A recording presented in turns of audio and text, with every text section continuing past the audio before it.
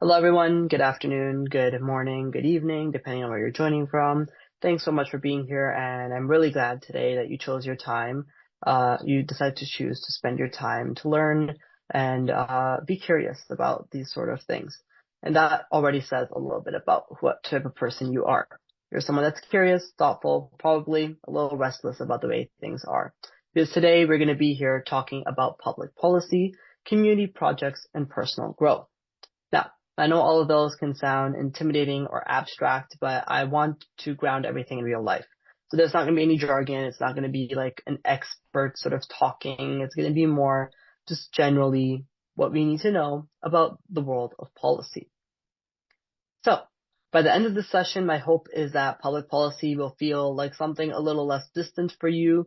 And it won't feel like something that's happening in government buildings, but more like something that's touching your everyday life, because it is.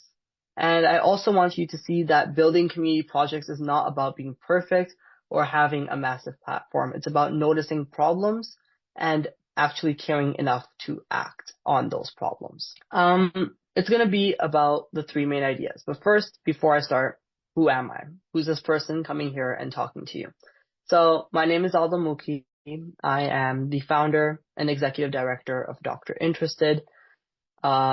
The Dr. Interested is a youth-led nonprofit organization working towards helping youth learn about policy and all the things that come with policy. Along with that, we help give equitable career education, and I myself am focused on health equity, working the policy area to make healthcare more accessible for youth across the world and across Canada where I live. So I have put a few images here of just generally sort of places I've been, things I've been doing. These are all from the past few months, from 2025. So I was at the Future is Now Youth Summit.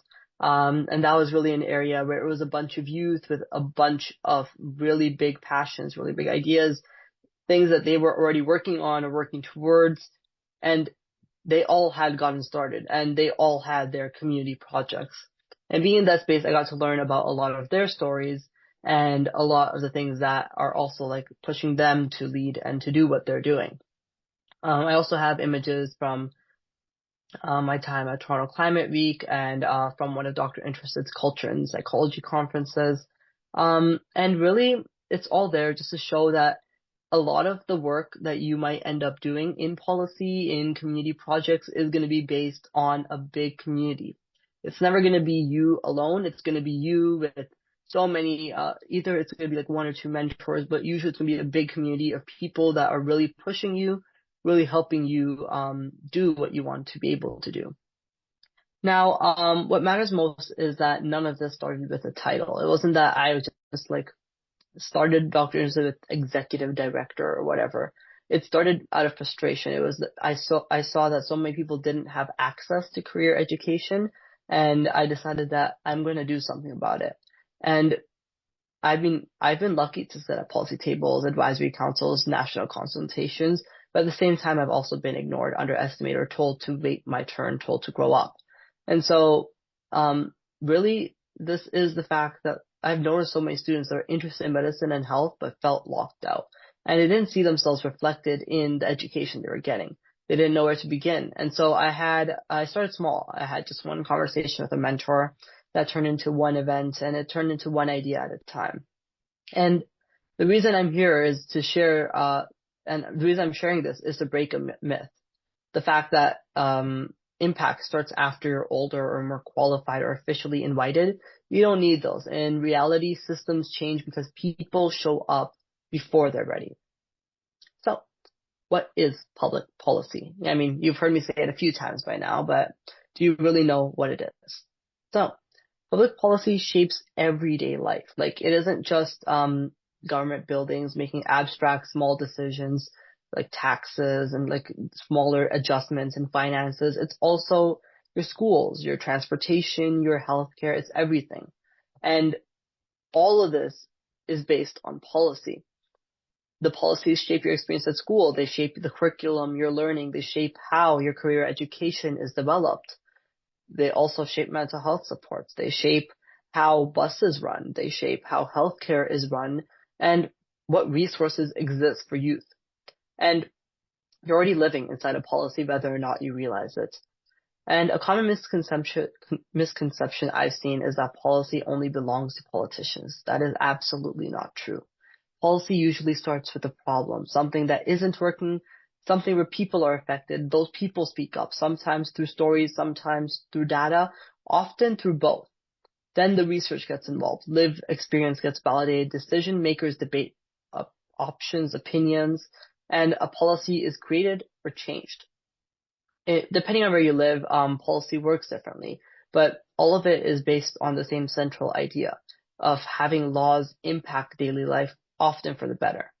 And youth often get invited to this too late into the process because we're either seen as too young to decide for ourselves, or we're seen as we'll invite them, but we won't actually make decisions off of what they say, especially when it's on youth, especially when it's youth affected.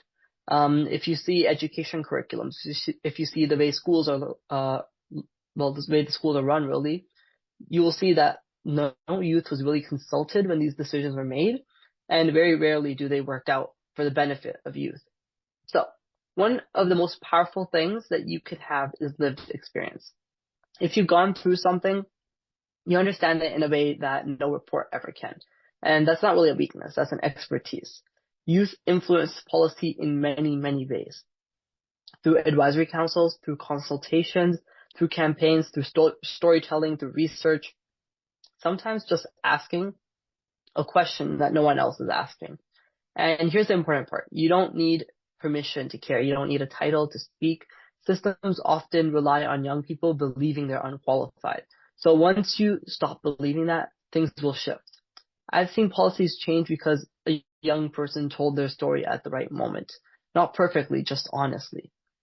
And policy is a big thing, and usually it requires big projects to change it. It requires a community, it requires effort, and it requires a certain passion.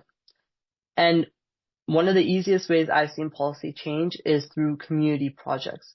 A group of youth or people coming together and actually starting something that changes policy.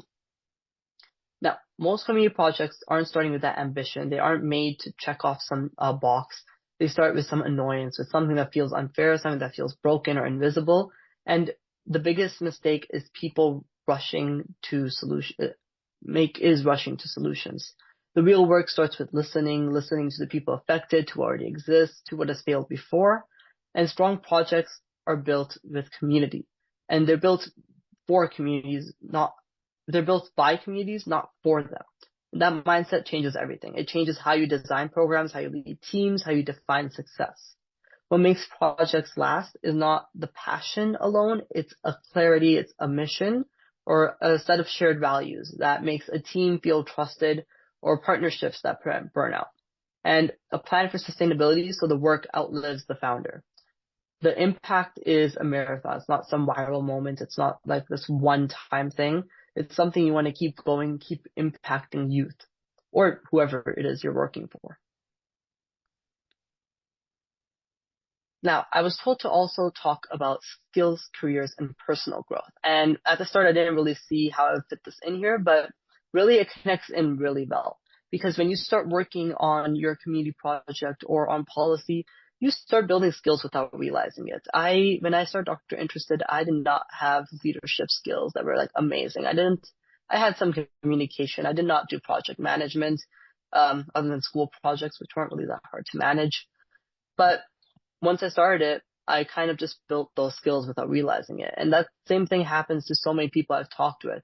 You just build your leadership skills, your communication skills, your project management, your writing, research, conflict resolution, and you build this just out of a need that you need to have these skills. At the same time, you get to learn how systems work, you get to talk to adults in power, you get to learn how to fail and recover. Because really these things throw you straight into the deep end, and you're going to have that chance to learn. And the important thing is that you improve from what you learn. If you make a mistake, or if you think that something could have been run better next time, you note that down, you actually change it the next time around.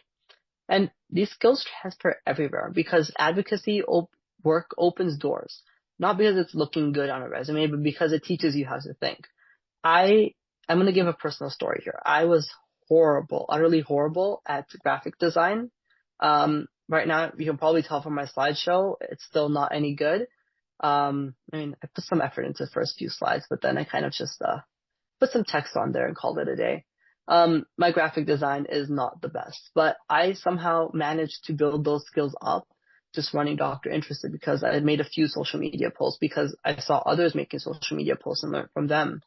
And so these skills will transfer everywhere because now I'm able to make posts for other clubs and other things I'm doing, and it helps. So personal growth really is going to be that quiet part.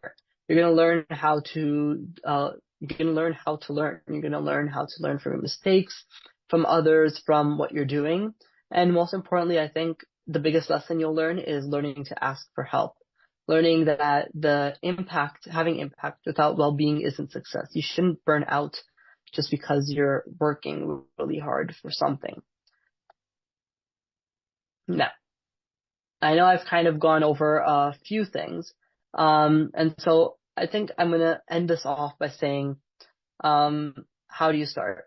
You know, you want to make an impact in policy. You want to make a community project. You want to build up your skills. How do you start? Well, I would say start where you are, with the resources you have in the community you know best. Your school is quite literally going to be your testing grounds. Um, you use lived experience as data. You use your curiosity as being enough to begin. Find people who care, build it together, but most importantly, take that first imperfect step because really it is that. You can't have a completely planned out, thought out idea when you start. You're going to need to start somewhere and you can't wait until it's perfect because it will never be perfect. Every single meaningful project I know of, every person who started something started imperfectly. They started with a half-baked idea they thought is good enough, and they started it. And that's what you need to do as well if you want this. And so I'll leave you with this. The world doesn't change because people wait until they feel ready. It changes because people decide that caring is reason enough to act. Your voice matters, not someday, now. So, as I put on the slide, a few tangents if I haven't gone on them already. Usually I go on some tangents when talking, but I guess I actually made it through today, without any tangents. So I will go back and say a few things, and then, I think there's also questions. So I'll get to that as well. Generally, I want to point out that if you're doing a community project, where is my slide for that? One of the things that I've really seen that really helps with community projects is that after you've had your first event, after you've had your first 6 months, every anniversary really, after the first year, second year, whatnot, make some sort of PDF or make some sort of document, something to track down what you've been able to do. Because very often you underestimate what you've done in that time, what you've done through one event, what you've done through 6 months of existing or 1 year. But it is really a lot. I was making the 6 month report for Dr. Interested exactly 6 months ago, more or less. And at that time, that was the first time I realized that we had actually impacted 60,000 people. I had never bothered checking that, but our blogs were read by so many people, our podcasts were watched by so many people, and it was actual impact. People actually gained career knowledge from this. And so I think it is important to note that you should go backwards and track that impact because it's going to help you. It's going to help you feel motivated, but at the same time, it's going to help you convince people to join your team, convince people what you're doing is important, convince people that there is a need, that you're filling a gap that already, you've identified a gap that exists. It's going to convince funders. It's going to convince different organizations when you ask for partnerships. So make sure you track down that impact.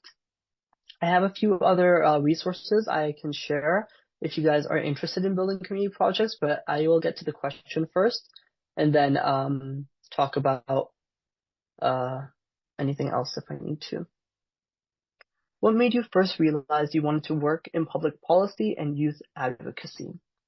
So for me, public policy, I kind of just stumbled into it in all reality. I never really knew I wanted to work in public policy. I just kind of thought it'd be interesting to look at. And so I was part of this youth group in Canada with a bunch of other university and high school students, and an opportunity came up to help with a project that the University of Toronto and their Faculty of Kinesiology was doing as part of their youth collective. And it was advising on how to make sports more inclusive in Canada and across the area I live. And so I thought this would be interesting. I like to play sports. Personally, I play tennis quite a bit. I've gotten somewhat okay with tennis, but I thought it'd be interesting because I like to play sports, and I thought policy is something new. I haven't really heard of it. It'd be my first time into it, and so I tried it, and it actually somewhat worked out, and I actually liked it. And so that was the first time I realized that I like this policy work, and youth advocacy kind of just came with it. The area of policy that really fit easiest for me was advocating for youth voices that are often unheard. And that's in sports, that's in education, that's in mental well-being. There are a lot of spaces where youth are the ones being impacted, yet we're not the ones making the decisions. If you see with social media, the scrolling, and all of that, it has a real impact on mental health, but mostly it's impacting youth mental health. Yet when we make decisions around how we're going to limit screen time in schools, or how we're going to improve these apps to better sort of stop people from scrolling so much, we don't really consider the youth voices. So how do you build a strong team when everyone is busy or volunteering? Yep. So one of the easiest ways I've seen to build a strong team is either A, they are as passionate about the issue as you are.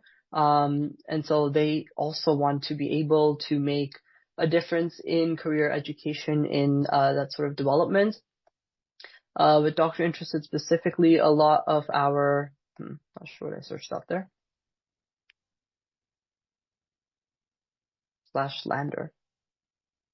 On my website, please.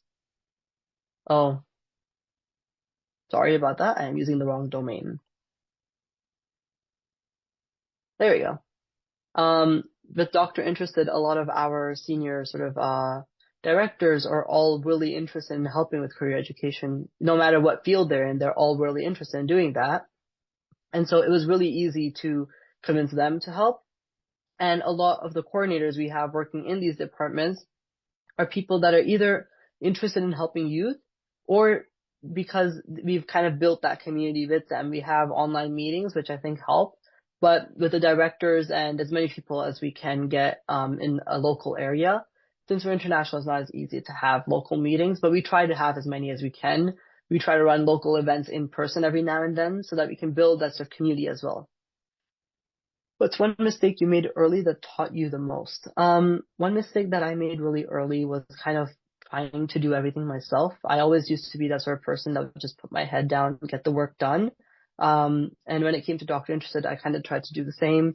I tried to juggle the website stuff. Hassan is really good at marketing, so I didn't really do much marketing. I tried to juggle all the website, the HR events and whatnot. And so it kind of became a lot, and I realized that I actually have to let the directors lead, and they were all really amazing at leading. And so that's one mistake that I made early. It was kind of trying to manage all of it and burning out. And I learned that you have to kind of trust your community to build for you, with you, and to build with that purpose in mind, because they're there and they're able to do it. If there are any other questions, I can take that. Or else I can also share a few resources with building your own. Do you have any trouble managing school and doctors? If not, how do you manage? So yes, school and doctors, it does get quite busy. I'm in the middle of exams right now as well. So it's kind of managing everything all at once is kind of difficult. For me personally, I usually take a pause from Doctor Interested whenever school is really busy. Even if you go into our website, our Instagram right now, you'll see that we're on pause till I think it was the 26th. So we do pause whenever it gets super busy with school to give us the time we need to, I guess, focus on school, focus on the exams, and then we come back. I also do a lot of public speaking, both paid and unpaid. virtually and in person. And so I usually also pause that whenever I have exams. This one was kind of interesting, that I get to meet with a bunch of youth and actually share about a lot of the work that I'm doing, but also a lot of the ways you can get involved and do these sort of things. And so I decided to do it in the middle of exams, but usually I take a break from everything. That way I can manage school separately from Dr. Interested. And it helps. It usually, is pretty okay with managing that. Um, I will see if there are any other questions. But one thing I have found really interesting when making a sort of like when making this sort of organization is that you can make an Instagram and post one thing on there. For us, I'm not actually sure if it'll let me scroll all the way up here. For us, we kind of started all with just one post, and that one post actually like slowly built up into what we needed. Like this was the first post. Like, this was the first thing we posted. We were just introducing the idea. It was just like a general sort of brainstorming, and we put it on there. Um, and the Instagram actually took off just because people were interested in what we were about to do. And so I would say take that first step, make that Instagram, make that Discord, make that website, whatever you plan on having as your main sort of tool to communicate, make it, do it. And that way you have it. And that way, once you get started, it's easier to get started because you have at least some community around you. Okay, doke. I don't see any other questions. So, thank you guys so much for your time. Thank you for having me here. It was a pleasure speaking with all of you. Um, and I believe I've turned this. Yes. Okay. I think we have 3 minutes, so I'll pass it on to Paula if she wants to end it off with anything or anything like that. Thank you for your time, for answering all these questions. And yeah, I think this was a really good session, and we have about 2 minutes left. So yeah, I think we can wrap it up now. And if there are no questions, we'll end the session here.